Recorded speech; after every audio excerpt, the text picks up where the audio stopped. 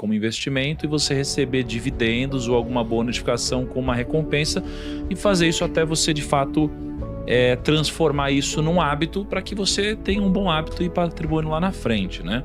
Se eu quisesse ajudar a galera aqui a de alguma forma criar um hábito positivo, né, no mundo dos investimentos, para que ela se viciasse ou se acostumasse ou se engajasse mais em guardar dinheiro e investir, como que você acha que eu poderia facilitar esse processo que eu acabei de falar?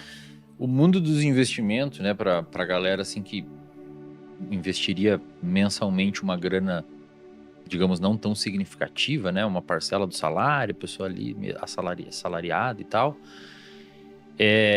ela é contra-intuitiva com os mecanismos motivacionais, tal qual concurseiros. Eu sempre digo que os concurseiros, eles fazem exatamente o que o sistema de recompensa não gosta, que é atribuir um esforço gigantesco para uma recompensa futura incerta, não sabe se vai passar no concurso, longe, demora, concurso ano que vem, e talvez de fato não aconteça, né?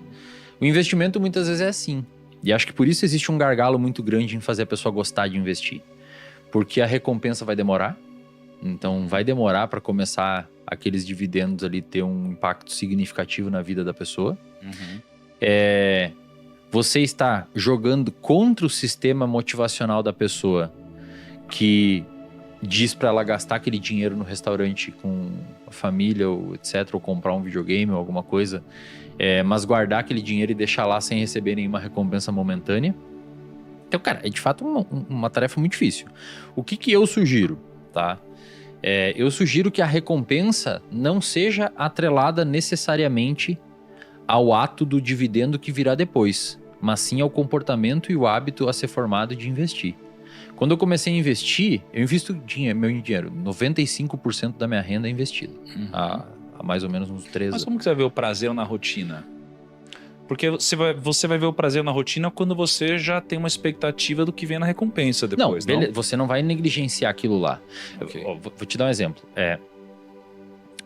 O cara que descobriu o sistema de... O cara que caracterizou o sistema de recompensa humano, que é o sistema dopaminérgico, ele fez um estudo com macacos. Foi mais ou menos assim. Wolfram Schultz, o nome dele, um alemão. Até então se achava que dopamina era responsável por recompensa. Hoje a gente sabe que dopamina tem a ver com motivação, não recompensa. Motivação para buscar um objetivo e para fugir de um perigo, tá?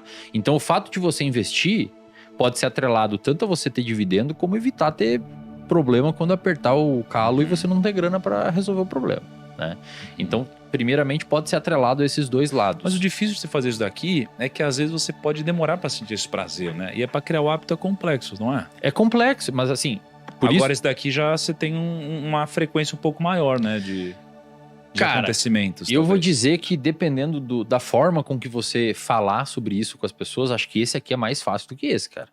Porque os booms motivacionais que o ser humano tem, eles são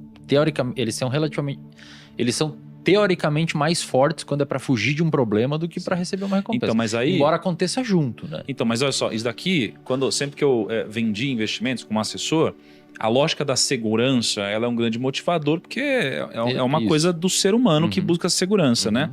Isso daqui faz a pessoa tomar essa decisão. Só que aí, quando a gente fala do próximo passo da pessoa criar esse hábito, que é quando passou um pouco daquele movimento de motivação dela que tá lá em cima, aí é onde eu começo a ter um pouco dessa complexidade. Deixa eu só te jogar um pouquinho mais de problema, então, para te dar mais insumo. Você que é um cara que investe, você entende dessa lógica, óbvio, mas olha só, quando você investe, depende do seu perfil, e a maioria das pessoas, elas não tem um perfil para isso, e além do mais não tem nem conhecimento para isso, você monta um portfólio de investimentos. O capitalismo funciona dessa forma, onde você tem a capacidade produtiva crescendo, chega uma hora que depois você tem crise, né, em ciclos, e aí a pessoa que tem um bom portfólio vai ver o portfólio dela caindo, muitas vezes sem ter o conhecimento técnico e estar acostumada a isso, começa a olhar para a carteira e fica ansiosa. E aí aquilo que era para ser um hábito bom começa a gerar um negócio nela, ela para de olhar os investimentos dela. Agora a pessoa que investe olhando talvez para dividendos, fundos imobiliários, coisas que entram com uma certa frequência, elas têm coisas boas acontecendo o tempo todo, né? Então, te jogo de novo com mais esses problemas aí. O que você acha que dá pra gente fazer para Cara, eu diria pro assessor tentar ver o perfil da pessoa, acho que isso é feito, né? Porque se você colocar pra um cara que é cagão uma carteira de uma maneira que oscila muito, você vai perder a pessoa. É a mesma coisa que chegar um cara na clínica que que tem um perfil difícil de fazer as tarefas que você coloca para ele e encher de tarefa. Ele não vai vir na próxima consulta. Então, acho que primeiro traçar o perfil comportamental, e é bem maneiro que tem formas elegantes de fazer isso, seria bacana. E naquele sujeito que é mais ressensível a recompensas previsíveis, você oferecer aquele gotejamento previsível para sustentar ele ali. E aquele sujeito que é menos sensível a isso e mais sensível ela sente mais medo com flutuações da carteira, talvez você não exponha ele a esse contexto. Ou faz uma puta de uma educação em cima, ensinando. Porque chega uma hora, o cara começa sempre animado. Aí o cara entra no home broker dele, ih, caramba, caiu um pouquinho. Entra, ih, caramba, caiu um pouquinho. Aí, inversamente, essa lógica ela é contrária, porque quando o cara vai no mercado, ele sabe que uma promoção é uma coisa bacana de se ver. Gera talvez até uma dopamina pro cara comprar, aquela motivação ali, né? Na hora que ele vê a carteira caindo, ele não pensa isso. Ele pensa, caraca, eu tô perdendo meu dinheiro, meu Deus, que medo. Aí o cara mistura com a crença do cara de que, eu tenho medo de perder dinheiro, meus pais não sei o que lá, e se eu não tiver mais, pum, o cara sai. Aí ele perde a motivação, às vezes ele esquece, deixa lá o dinheiro. Então, o meu desafio hoje é, cara, por que não foram todos os meus alunos que ficaram milionários, digamos assim, né?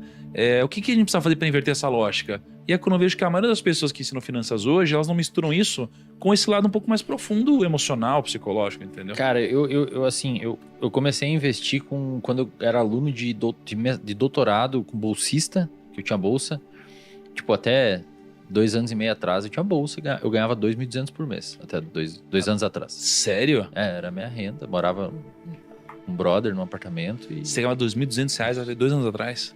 Há 4 anos atrás, 1.500. Morava numa kitnet. E comia todas as refeições no restaurante universitário. E eu investia nessa época, cara. Eu tive um amigo, Rafael Lara, um abraço pra ele. Trabalhava na XP na época, hoje tá na EQI. Ele falou que... Ele falou assim, cara, eu preciso que você invista R$50 por mês, mesmo ganhando 1.500.